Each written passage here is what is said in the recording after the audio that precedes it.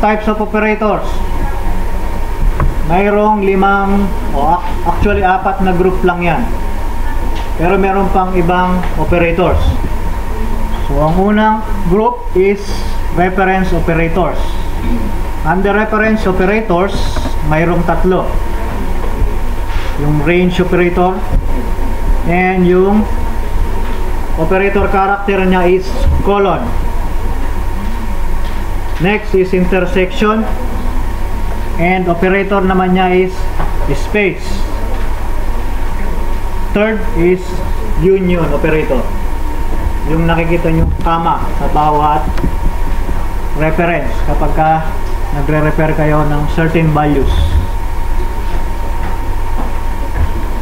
So, paano yan ginagamit? Ang nakikita.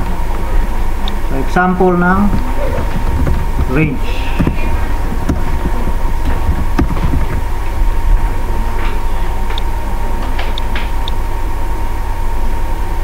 So, range ng iba, colon.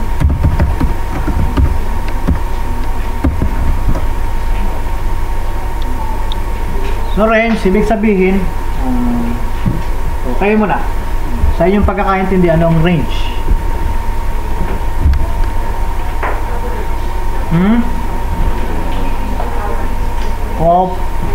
Coverage. Ano pa?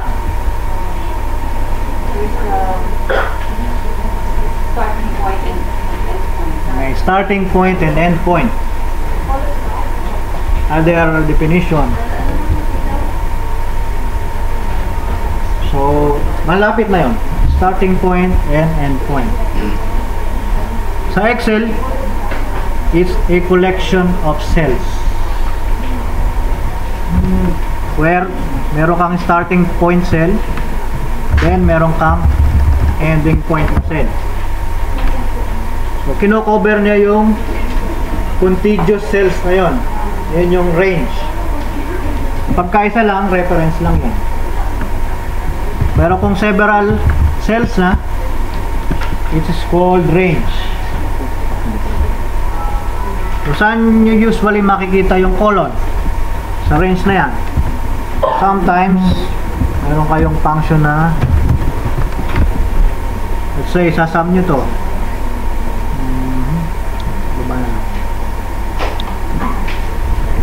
So, hindi ko ginamit yung manual. Nag-select agad ako ng range. NC Excel lang naglagay ng colon. Saan nakita, saan nandun yung colon? Ayun, sa pagitan ng dalawang cell reference. Ibig sabihin, from A1 to A14 ang ibig sabihin ng colon or range. So, kung mag-i-edit mode tayo, nandun pa rin yung range. Selected nung blue borderline. Yun yung range. Next is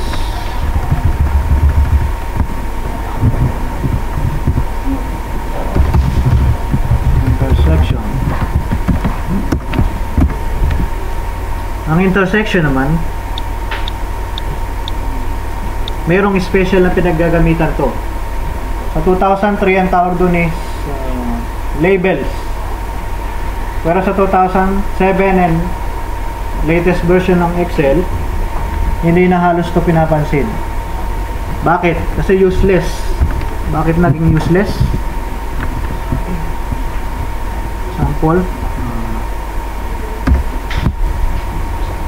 Kailangan nyo ng isang range. Operator na yan, di ba? Space.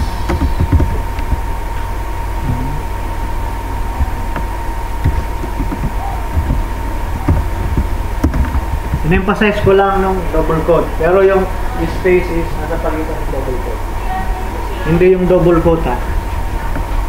Yung nasa pagitan ng double quote is space. In-emphasize ko lang using double quote.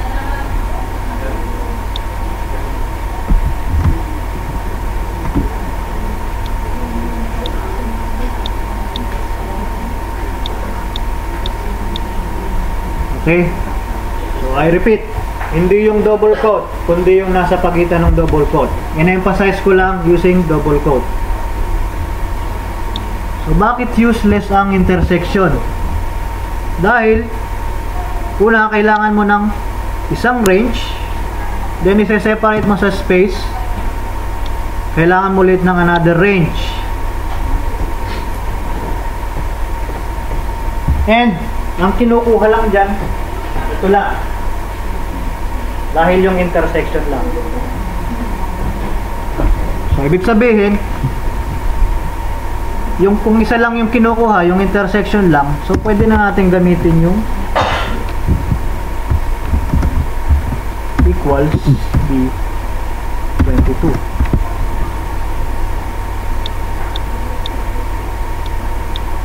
Kung naglagay ako ng value dyan, diba same lang sila ng kinuhang value. So, hindi na kailangan gamitin pa yung intersection. Directly, doon na sa cell tayo mag-repair. So, yun yung intersection. Next is union. And ang operator nyan, comma.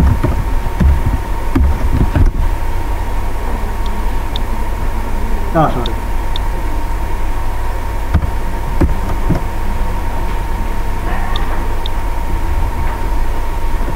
What do you mean by union? Together? Union Metro Station? Ano ang pagkakaintindi nyo sa union? Ha? Unification? Ano pa? To join? Ang alin? To join cells? Kulang. To join cells?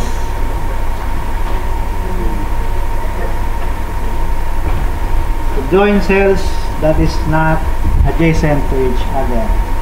Kung hiwa-hiwalay sila, gusto mong pagsama-samahin, isang, then you use comma. Halimbawa, ginamit natin sum. Meron tayong value dito.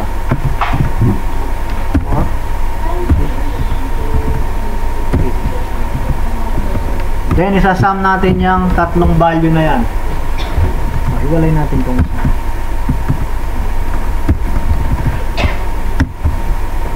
Gusto natin isum yung mga values na yan. Pwede ba natin gamitin yung range? Sino sabing hindi? Bakit hindi? Walay. So in this case, yes, hindi pwede. Kasi pag kinuha niyo yung range na to, nakakasama yung function. Pero kung yan is nandito,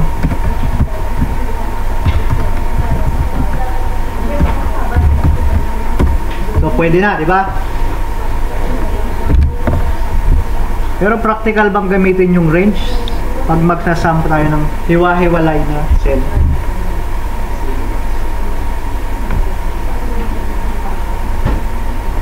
Hindi practical. Kasi merong mga empty cells. May mga empty cells. Paano kung ibang type of value? Let's say, lagyan natin ng text or logical data. Then, isasum natin kasama yun. So, maaaring magkaroon tayo ng wrong result. That's why there is union operator or comma operator para isum yung magkakahiwalay na data. So, yun yung gamit ng union. So, gamitin nyo lang yan kung magkakahiwalay. Pero kung magkakatabi naman, range agad. Although, dun sa function, ang dinefine na argument is using union. Pero pwede rin gamitin ng range sa sum. O sa ibang function na nag-accept ng range. So yun yung union, range, and intersection operators. Tatlo pa lang yan. Wala bang may question doon bago tayo tumungo sa math and arithmetic operators?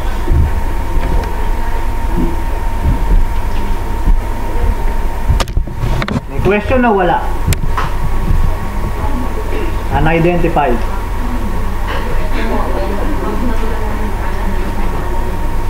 Okay. So, on my understanding, nakuha nyo. So, tungo tayo sa next operator group or types of operators.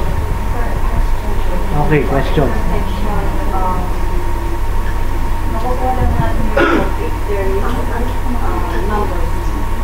Yes, not only numbers. Kung yung There's nothing. Kung meron ka kukunin na data doon sa particular cell at gagamitin mo intersection, pwede yon. Pero kung mas madali kung gagamitan mo ng direct reference, yung intersection, yung cell address na mismo. Yes. Hindi mo na kailangan ng intersection dahil pampagulo lang yon. Kung gusto mong guluhin yung gumagamit, pwede yun. Okay. Next is mathematical or arithmetic operators. So, nung elementary, ano ang tinuro ng math teacher? Yung apat, diba? M-dash. Nung high school, M-dash pa rin, pero starting E. Nung college, PEMDAS. Hanggang kay Excel, PEMDAS. Okay.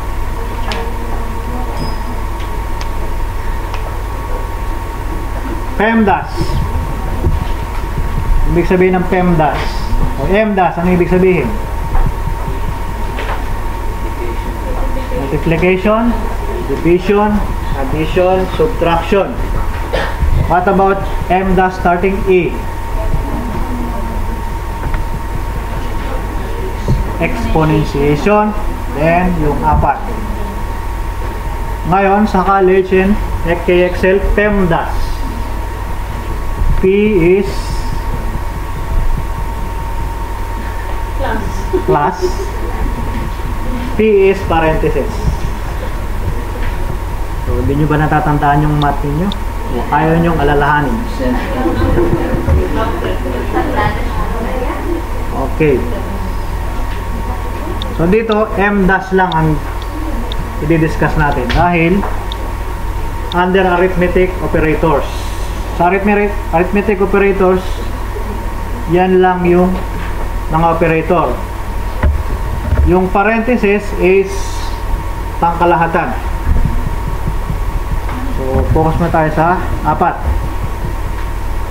Exponentiation operator. Oh, by the way, may nakalimutan ako dun sa references. Pause muna tayo sa mathematical. Sa reference operators, ito yung pagkakasunod-sunod niya. Level 1, 2, and 3. Kung sa isang equation, meron kayo present lahat ng reference na yan, ang unang i-evaluate ni Excel ay range followed by intersection and last yung union. So kung present lahat yan sa isang equation, pero kung hindi naman, as is, kung ano yung nandoon, yun yung i-evaluate ni Excel. Understood? Okay. So balik tayo sa mathematical. Sa mathematical, ganun din. Kung ano yung arrangement na nakikita nyo dito, yan yung pagkakasunod-sunod. Pero bakit sa level is merong dalawang 2, merong dalawang 3. Ibig sabihin nun, yung dalawang operator na yon is on the same level. So pag nakita ni Excel yun, anong gagawin niya kung nasa parehong level? Hindi siya error. Any guess? Sasabayin ba? Plus and minus. Hindi. Ang gagawin ni Excel, kung ano yung una niyang madadaanan from left to right. Kapag kapareho ng level, level 2, present siya doon sa isang equation. Pero from left to right, ang nauna is division. Yung division ang unang i-evaluate ni Excel. So, ganon yung process of operations ni Excel's operators with the same level. So, ganon din sa addition and subtraction. Same level din sila. Pero kung nasa isang equation lang sila, whichever comes first, or kung sino yung unang makita ni Excel, yun yung unang i-evaluate. Exponentiation, natatandaan nyo pa? Exponent. Pag sinabing exponent, ano ibig sabihin? Raise to certain power, diba? Ayan, ano ibig sabihin pag naka-raise to certain power?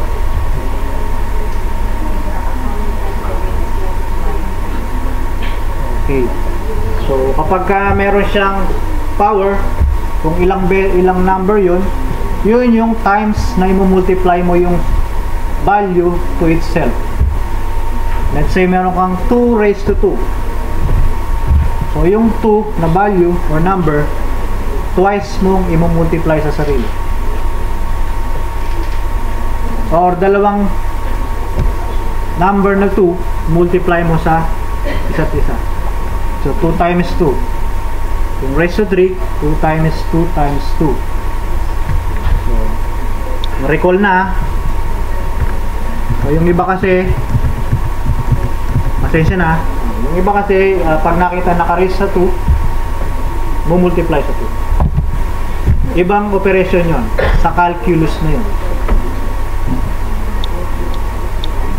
Okay. So, ang operator ng exponentiation is caret, yung naka-raise na small triangle, pero hindi naman siya triangle. Pointing up lang. Multiplication is asterisk. Division is forward slash. Addition is plus sign, of course, and subtraction is dash or minus sign. Third operator is, or third group is concatenation operator. And ang concatenation operator character na ginagamit is yung and sign or called ampersand character. So yan yung concatenation operator. Ano naman ang gamit ng concatenation operator? Concatenation operator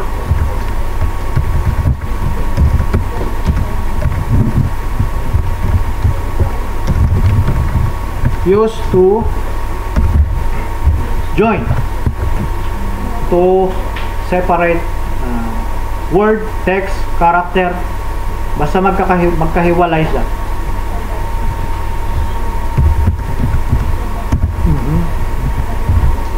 Gusto mong pagsamahin yung magkahiwalay na data located sa magkaibang cell into one cell only, you can use ampersand operator.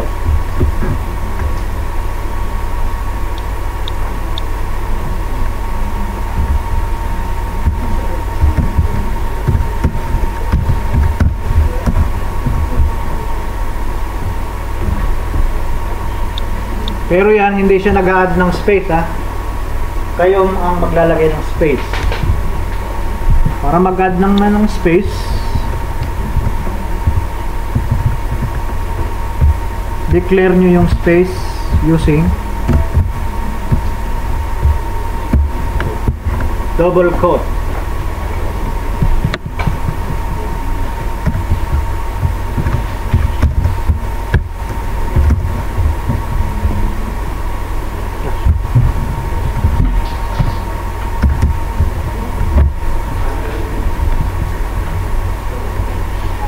So yun yung concatenation operator.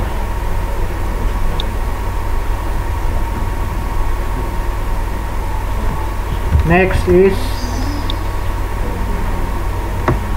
pinakopy ba?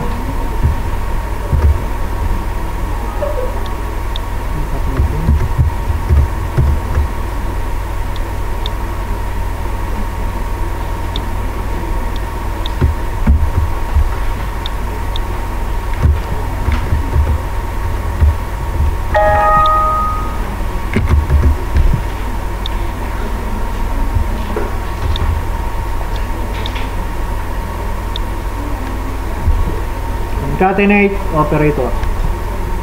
Concatenation.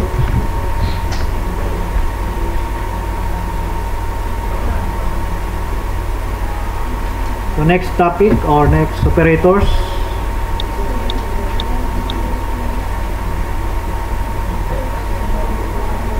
Pag meron may tanong ha. Yung alin? Pwede nyong i-type yung word na Filipino, then ampersand, digirate. Pero pag tinype nyo yung Filipino, gagamitan nyo ng double quote. Sa pagitan ng double quote yung word. Pero useless naman kung directly ilalagay nyo yung word.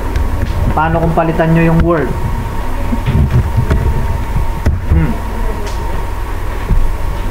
Parang nagbabago yung word dun sa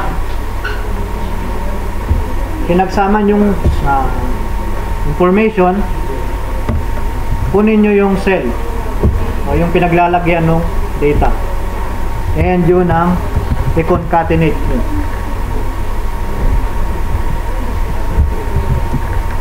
So pag binago ko to, magbabago din yung sa destination or yung pinagsamang data.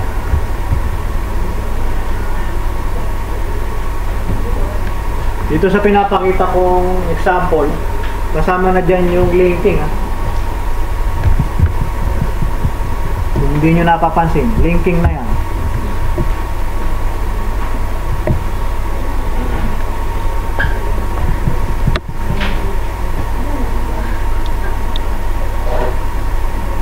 Meron pang may tanong? Anyone?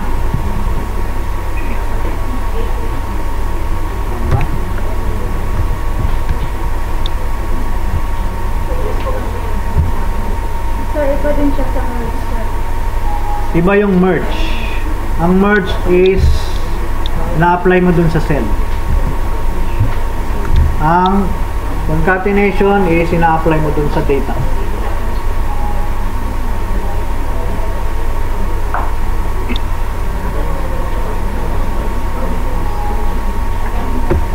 Next, comparison operators. Comparison ba? Tama. Comparison operators. Yes, question. Applied to numbers, but it will transform the numbers into text.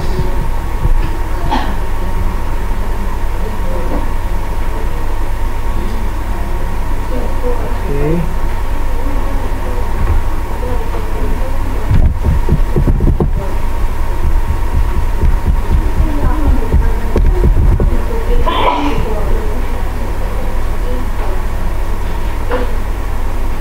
So, ang comparison operators, again, encounter nyo na to sa math din. Equal, greater than, actually ito is equal to pagka nasa comparison operators kayo, logical operators. So, it is called equal to, greater than,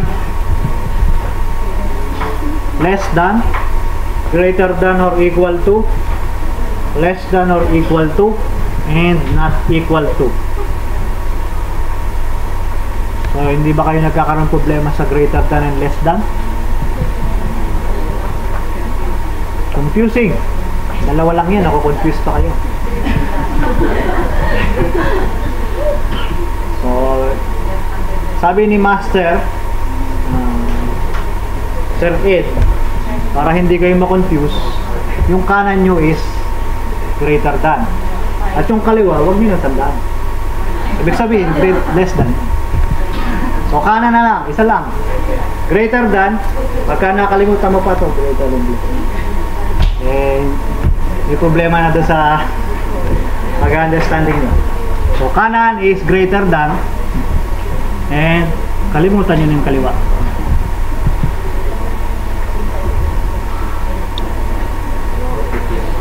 Okay? Kaliwa ay nakalimutan tandaan. So, walang problema, basta isa sa dalawa ang tandaan nyo. Kung gusto nyo yung kaliwa, less than, so less than ang i-mark nyo sa kaliwa. Kalimutan nyo yung kanan. Okay. So, kung paano natin naintindihan itong comparison operators yung school years natin, ganun din kay Excel ang gamit niya. So, nagko-compare. So, recall uli natin.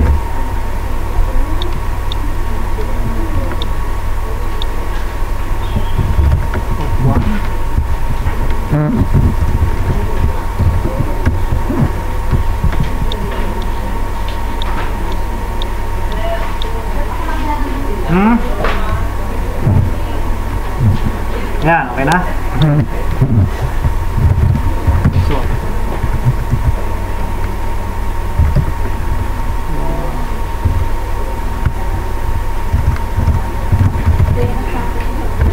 equation na lang.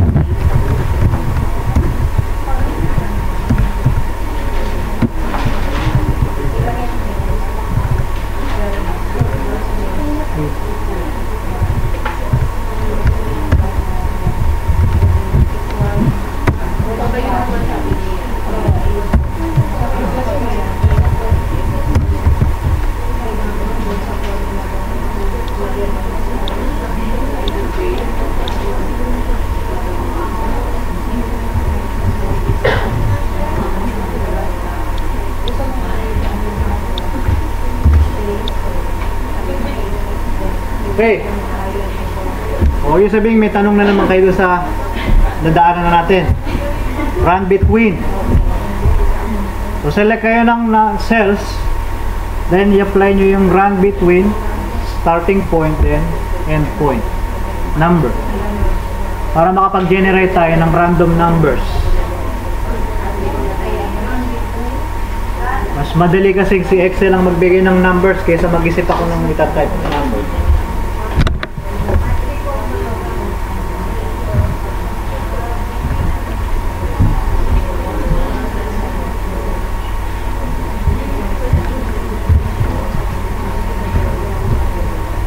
Okay.